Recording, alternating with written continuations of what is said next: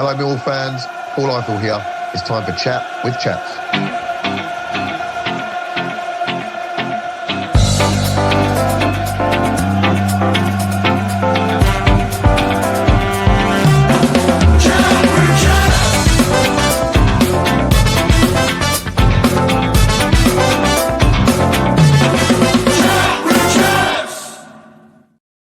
Hello, ladies and gents, boys and girls. Just want to say, first of all, of course, a massive Merry Christmas to you all. Am I still allowed to say that? I suppose I am. This is the first one we've done since then. So hope you had a really nice Christmas break. Of course, Millwall would go on to ruin Boxing Day. But in fairness, I think our recent Boxing Day record's been all right. But certainly not against Norwich. Our record against Norwich certainly is not. But yeah, just first and foremost, I hope you had a lovely Christmas break. This is your post-match analysis for the game against Norwich. Before we do that, though, I just want to share something that I've said I'm going to share for a little while now, which is about how much money so far we have raised for cancer research. So what I'm about to show you, and obviously for those listening on podcast, I'll read the number out, is essentially the advertising revenue that has been, well, as you'll see when it comes on screen, it says estimated, so it's not locked in stone, but it gives you a rough idea of how much money we've made from advertising revenue. And of course, some of the donations that some very, very kind fans have given.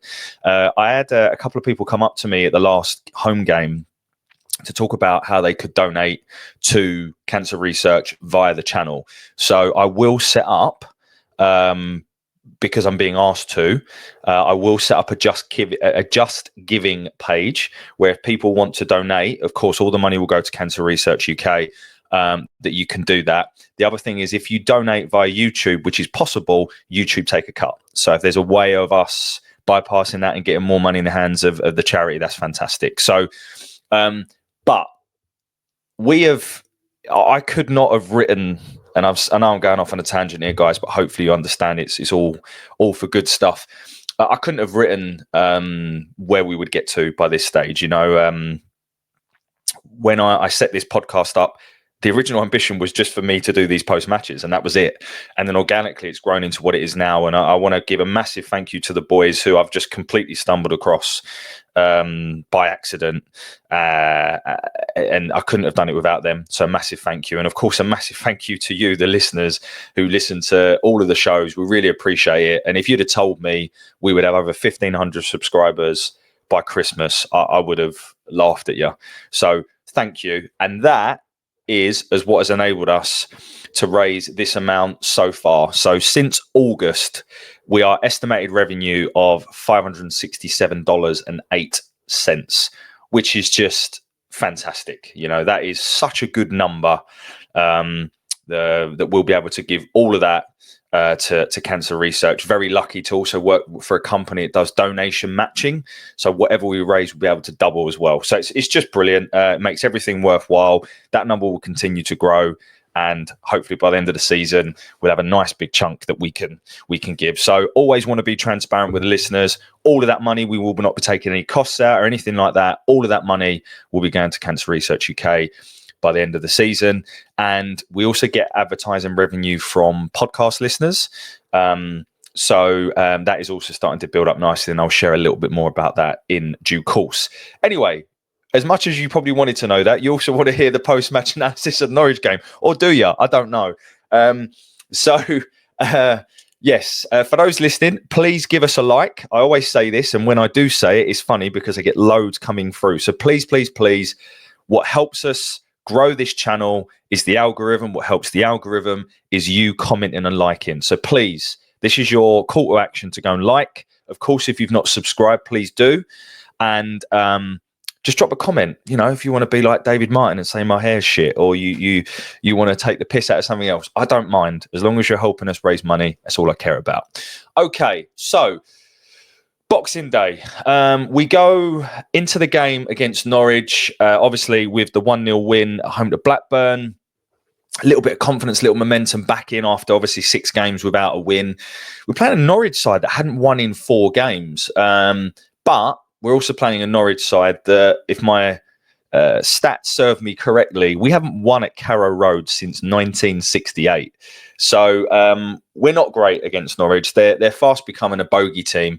And for whatever reason, when we go away from home against Norwich, we make them look like Barcelona. Now, I'm not saying they're not a bad side. Of course, they're a good side. They've got a lot of talented players, a lot of expensive players. But this is certainly a side that are beatable. For Norwich fans listening to this, I think you would agree. You maybe not the force that you once were. And they're a side that will probably be in and around the mid-table, I would imagine, maybe pushing towards the top six with some reinforcements. And we've gone there again, and for 45 minutes yesterday, we made them look like Barcelona. It happens all the time. But let's get into it. So the team that he played, just one change. So again, quite an attacking side. In hindsight, was that the right thing to do from the off? Don't know, but damned if you do, damned if you don't. And obviously, I like the attacking intent from David Livermore. Obviously, incidentally, it's been confirmed that he will be in charge against Coventry on the 29th, which, look, I don't know.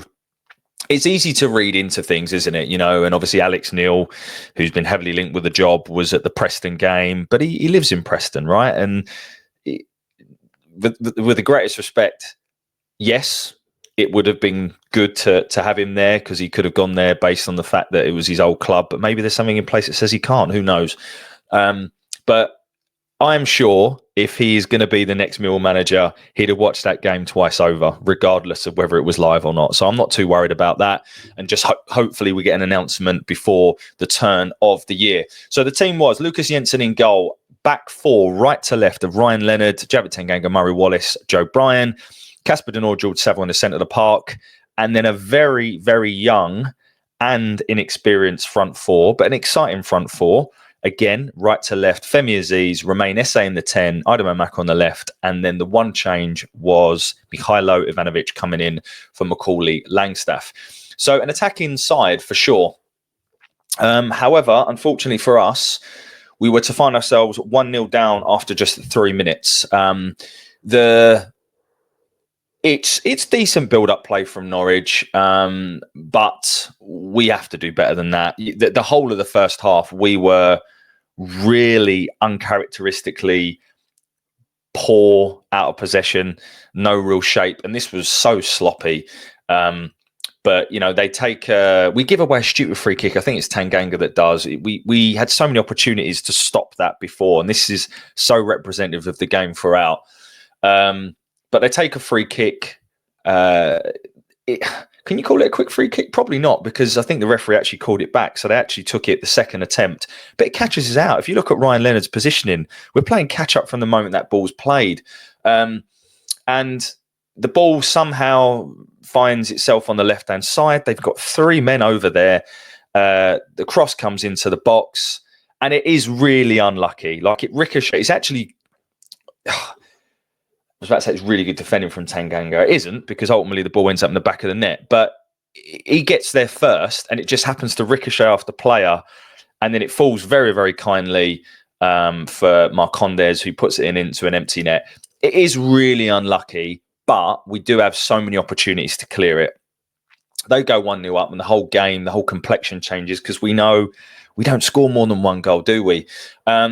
Could have been worse after just 5 minutes. A big, big, big save from Lucas Jensen, who I thought was really good yesterday and certainly in line for our man of the match. But they're just so much quicker and sharper. And this starts from them playing out the back.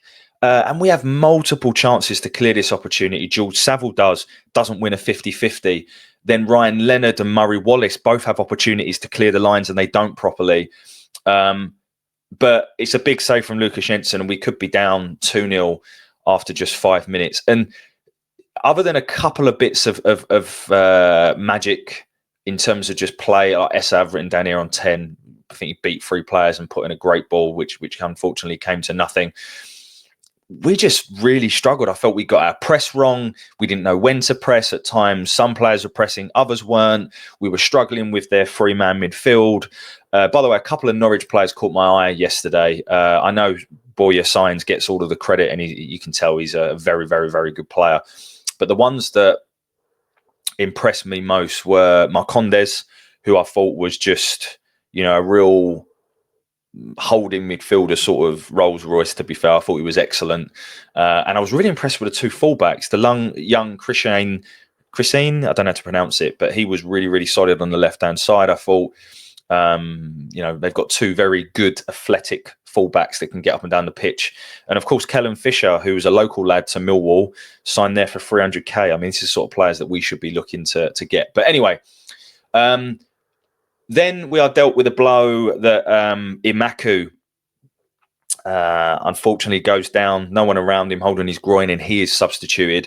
Really feel for Imaku because obviously he's now starting to get his run in the side, and then his groin goes, and that will be him out for 1 to 2 months, depending on how severe it is. But hopefully it's not as bad as first feared. I've noted down here, minute 30, we start to get a little bit of sustained pressure. We ended up with a couple of sort of balls into the box, which resulted in Joe Bryan, a right-footed shot that went, I think it was over the bar. That was our only real moment in the first half. But of course, we then go 2-0 down, which was another terrible goal to concede. And yes, Murray Wallace was pushed in the build-up, but you're not going to get that. The push was very, very similar to the one that Ivanovic gave to Danny Batt against Blackburn at the last weekend. So you can't really complain. It's the first time that we conceded more than one goal since August. Still haven't lost by more than one goal margin, obviously, as we would go on to lose this one 2-1. But it was just terrible defending. This one for me was worse defending than the first one, because if you watch it back, Joe Bryan just gets done too easily and then just jogs back. Leonard and Wallace, I don't know what they're doing. And we lose the first contact in the box. I'm sorry, but if Jake Cooper's in there, do we lose that first contact? But, Wallace sort of flaps at it, and they get their second goal. And this one is just really poor, uncharacteristic defending. I think Joe Bryan, Ryan Leonard and Murray Wallace can all look at themselves for those first 3 goals and try and think about what could have been. Yes, Tanganga was involved in them, but I for me, wasn't at fault. But that's based on me watching it back a couple of times. And then, of course, they have an opportunity where Boya Signs, who is massively offside, by the way, is put through on goal, scores, slots it past Lucas Jensen. But thankfully, he was offside. And we go in 2-0 down. And let's be honest, that didn't flatter them. And it could have been a lot worse. Genuinely, it could have been a lot worse. I thought that a combination of Norwich looking really good in that first half, really slick play. Both of their goals came from them building out from the back. I felt that at times we couldn't get near them in that first half. We were uncharacteristically out of shape. I thought George Saville had a really poor first half. I call it as I see it. Big George Saville fan, but I have to say I thought he was really poor in that first half. He brings a lot to this Millwall side and to our club, George Saville, but against teams like Norwich that can just move the ball really quickly. They end up having sort of 5, 6, 7 players in the box. Players like George Saville do struggle. Not just picking on him, because there was a number that did. But first half really poor. It could have been 2, 3. I think they had an XG of 1.47 after just the first half. So that tells you all you need to know. The second half, and look, I think, positives to take from the second half is we won the second half 1-0. We did create a few more opportunities, and we certainly tried to get back in the game, and I think a little bit more quality than we would have done. Having said that, I think that Norwich could have had another few levels to go up if they wanted to. Obviously, they took off Boya Signs, and if they really wanted to take the game to us, I'm sure they could have done. The best chance in the opening part of the first half, again, came for them. Is it Shwaratu? I can't pronounce his name, but again, like, we're at 6s and 7s defensively. I don't really know what Ryan Leonard's doing here, because Aziz is the guy tracking their winger. A really good ball put in, and it's Shwaratu at the back of the back post, and unfortunately for him, just ricochets off the inside of the near post and comes to nothing. We didn't get a goal. speaking of comes to nothing, this was out of nothing, right? This is we didn't really look like scoring at that point, but it's actually a really, really, really good goal. A lot of players involved, but we're playing out from the back. Murray Wallace is there. Joe Bryan. Joe Bryan then switches it, a really, really good ball over to, I believe it's Aziz. Aziz holds the ball up, waits for Leonard on the overlap. A couple of players combine. It then finds its way back to Aziz, who is just patient, waits for the opening to come. It does. He feeds it to SA, and it's a really good low drilled effort through the legs of Duffy, and we find ourselves back in the game at 2-1 with a lot of time on our hands still. At this point you still got 25-30 minutes to go, and you just felt that there's an opportunity there for us. And if I'm honest, we then go on to make substitutions, but I actually felt the biggest impact that we had was their substitutions, because I felt we were from then on the better side. I think Tanganga epitomised the passion and the fight we still had on 70 minutes. He forces them all the way back. If you watch and you recall this, he presses all the way from the edge of his box all the way into their half. And we really start to push them back. The crowd lift. Massive credit to those that were there yesterday.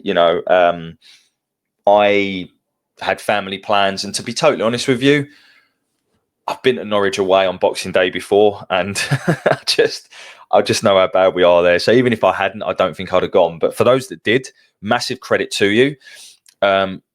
Really started to hear you as well from that period onwards. We then went to 4-4-2, and I quite like that. SA went wide right, Aziz went wide left, Ivanovic came on for Langstaff, and I felt that we were taking it to them. We had a decent-ish chance on 71 where Watmore, who came on in the first half for Maku, beats about 3 players, gets himself into a good position and finds the target, but unfortunately straight at the goalkeeper. But it was not a bad chance, to be fair, that he created them all himself.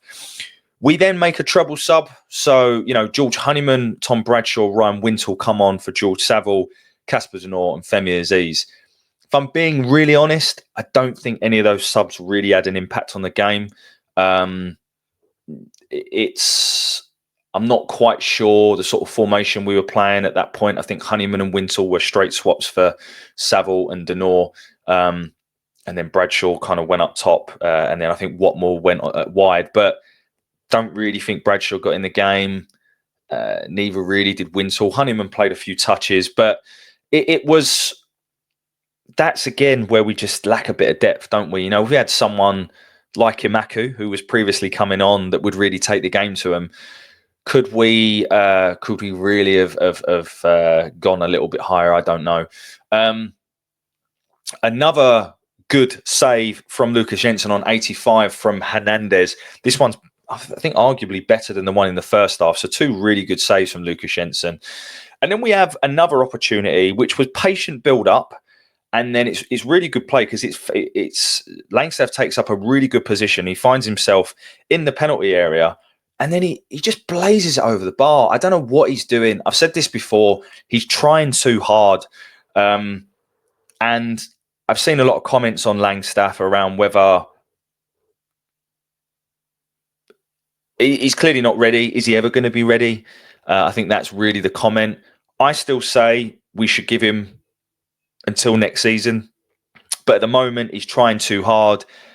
His finishing looks poor from what we've seen so far, but I think we're just finding out here levels, right? This is a guy that scored a lot of goals, but probably, and I haven't looked, maybe I should, he probably scored 1 in every 4 or 5 chances, whereas you don't get that at this level. You get 1 and you have to take it, and unfortunately for Langstaff, he's not, and that's showing. And just want to touch on this here, because I want to talk about our striking options, which Harris often complained about when he was here. You could tell he wasn't happy with the striking options we had. And I make him right. We've clearly seen that Langstaff isn't there. We all agree that Tom Bradshaw is not the answer anymore. Josh Coburn has looked decent, but clearly is injury prone and isn't our player. And in Mihailo Ivanovic, he will come good, I have no doubt, but he's not ready yet. And I think you can see that. He didn't influence the game at all.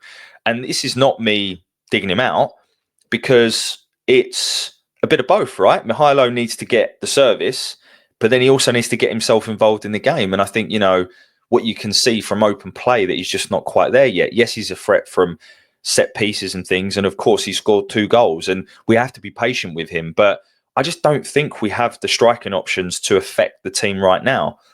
Yes, playing in games like yesterday will help Mihailo, and it will help him develop and it'll help him grow.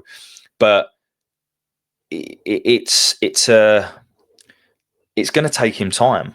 And for me personally, I don't think we have the luxury of being able to spend £2.5 million on a gamble, which is what he is.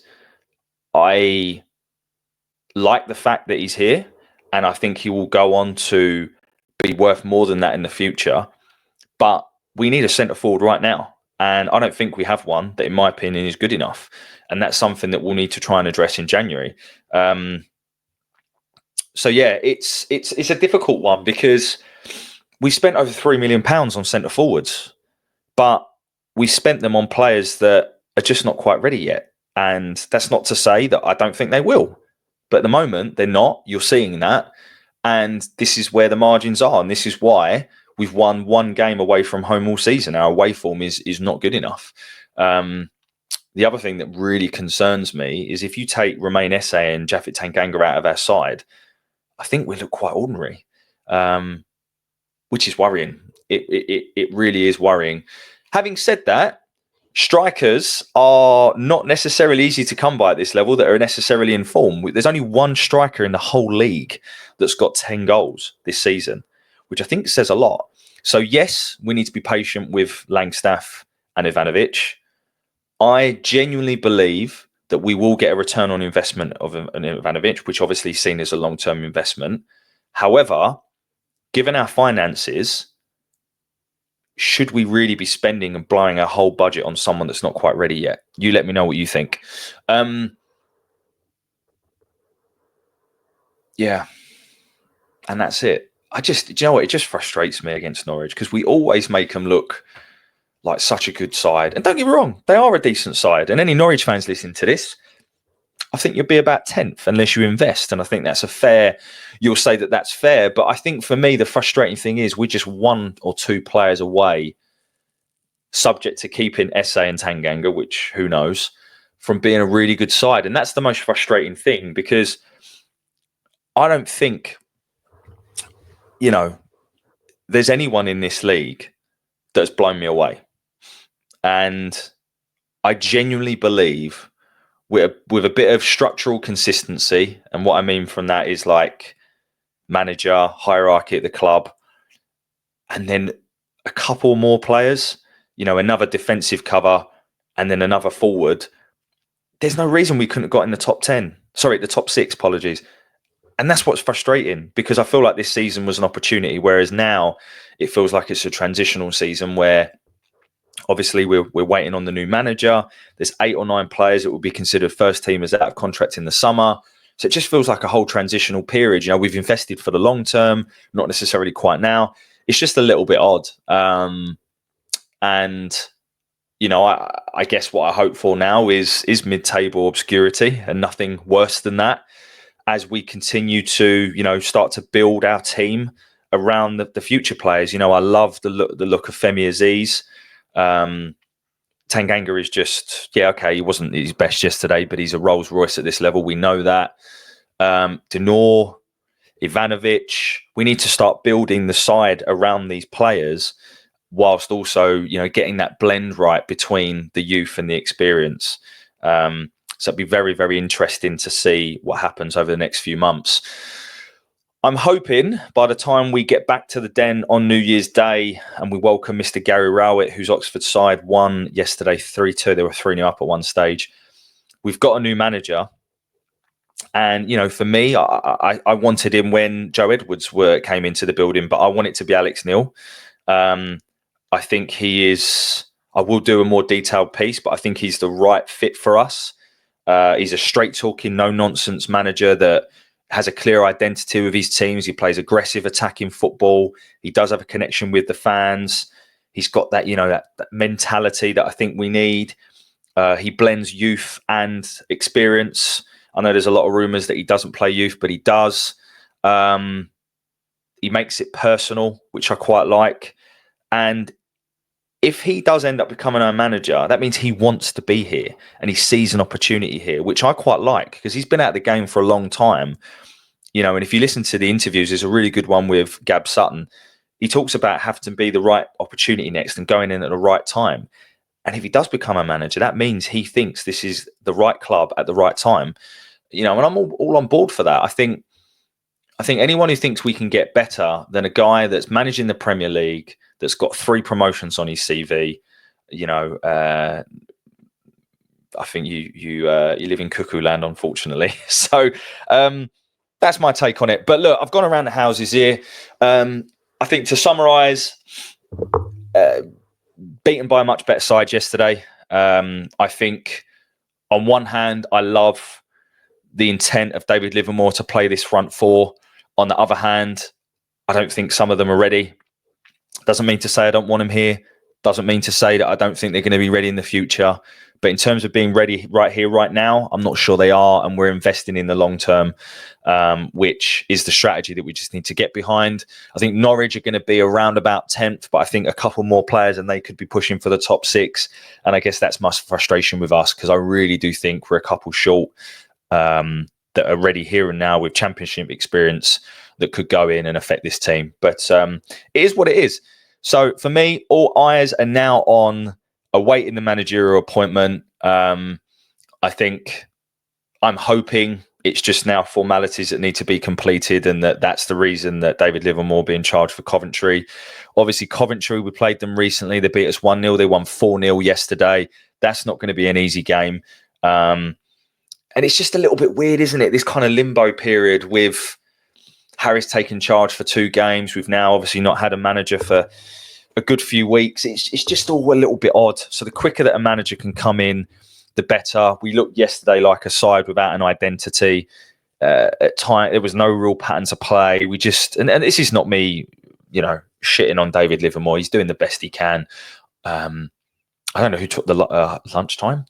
Who took the halftime team talk, by the way, because they're all sat outside. So it just feels a little bit odd at the moment. We quite clearly need someone in there, someone in charge, get them in the building. Hopefully the club will give the manager, head coach, whatever you want to call him, a little bit of money to spend partnering with Gallen in January to address a couple of those areas that we got some shortcomings and get that balance right between the long term and also ensuring that we are competitive at this level for the remainder of the season.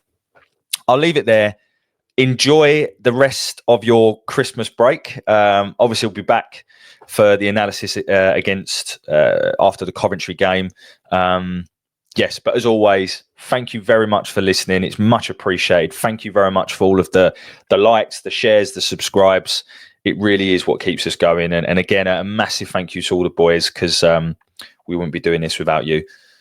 Enjoy the rest of your day. We'll speak to you soon. And as always, bye for now.